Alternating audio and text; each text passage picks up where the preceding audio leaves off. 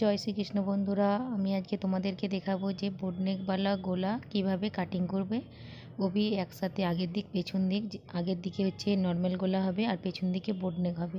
তো সেই দুটো কাটিং আমি একসাথে করছি কিভাবে, সেটা একটু মনোযোগ সহকারে দেখো, অবশ্যই তোমরা বুঝতে পারবে। প্রথমে দেখো, আমাকে বডির মাপটা নিয়ে নিতে হবে। 4 ফোল্ডে রাখছি, যেহেতু আগে পেছু একসাথে বার করব, অবাঙালি ব্লাউজ হবে, সিম্পল ব্লাউজ হবে। তো দেখো 4 ফোল্ড এইভাবে নিয়ে নিলাম এক ধার থেকে, কারণ আমাদের দিকে অস্ত্র বাঁচিয়ে কাজ করতে হবে। আর হাতের সাহায্যে ভালো করে প্রেস করে নেবে, আর প্রথমে কাপড়টাকে ভালো করে প্রেস করে রেখে দেবে, তাহলে কী হবে, কোনো ঝোল বা কুচ ভাব আসবে না। এরপরে আমাকে নিতে হবে, দেখো লম্বা যতটা রাখবে তার চেয়ে 1 ইঞ্চি এক্সট্রা রাখতে হবে, যেহেতু এটা 15 ইঞ্চি হবে, তো 16 ইঞ্চি লম্বা রেখেছি। আর বডি হচ্ছে 10 2 12, টোটাল আমি 12 ইঞ্চি রেখেছি। তো এরপরে দেখো, আমাকে যেহেতু এটা বোটনেক গোলা হবে, তো আমাকে 7.5 ইঞ্চিতে দাগ টেনে দিতে হবে।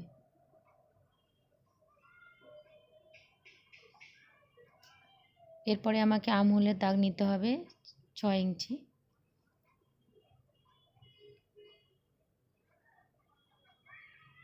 এবারে দেখো নিচের দিক থেকে নেব এখানে 6.5 ইঞ্চি, যেহেতু কাঁধটা আমি 7.5 নিয়েছিলাম, তো এটা আমি আর্মহোলের সোজাসুজি একটু বাঁকা লাইন হবে, তো 6.5 করে নিয়ে এইভাবে আমি ঘেরা 1 ইঞ্চি দুধ দিয়ে একটু বগলের ঘেরাটা বানিয়ে নিলাম। এরপরে আমাকে ছাতির 4 ভাগের 1 ভাগ, যেহেতু 40 ইঞ্চির সাইজের ছাতি, তো 10, আর তার সাথে 2 ইঞ্চি প্লাস করতে হবে।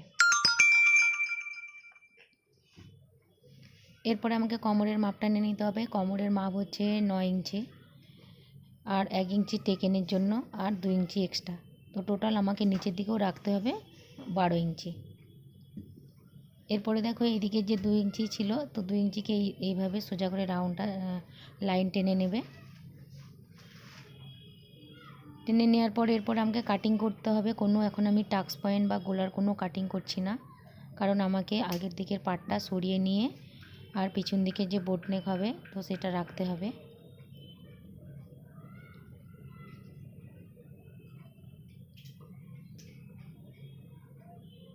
এরপরে যে নিচের দিকে দেখো এক্সট্রা একটু কাপড়টা বাড়তি ছিল, তো সেটা আমি কেটে নিলাম।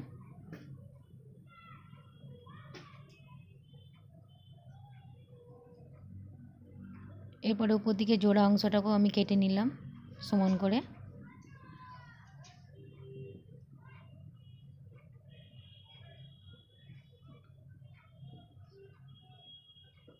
দেখো একটা পার্ট উঠিয়ে নিচ্ছি, যেটা রেখে দিচ্ছি সেটা হচ্ছে পেছন দিকের পার্ট, এটা হচ্ছে আগের দিকের পার্ট। এরপরে আমাকে এখানে আগের দিকের গোলাটা যেহেতু নর্মাল গোলা হবে, তো আমাকে এখানে নিতে হবে 6 ইঞ্চি, তো 6 ইঞ্চিতে এইভাবে দাগ টেনে দিলাম। আর নিচের দিকে নিতে হবে 6.5 নিয়ে নিচ্ছি নিচের দিকে। এরপরে দেখো লাইন দুটোকে দাগ টেনে নিলাম।